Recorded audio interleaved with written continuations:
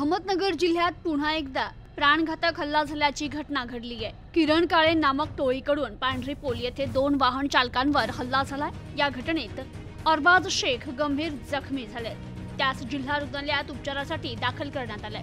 अरबाज सलीम शेख राहणार गोविंदपुरा अहमदनगर हा तरुण पोल्ट्री फार्मच्या गाडीवर चालक म्हणून काम करतो, तर चांदा येथे माल आणायला जात असताना गजराजनगर येथील किरण काळे नामक टोळीकडून अरबाज आणि त्याच्या सोबतचा अजून एक तरुण साहिल शेख राहणार चांदा अशा दोघांवर प्राणघातक हल्ला करण्यात आलाय।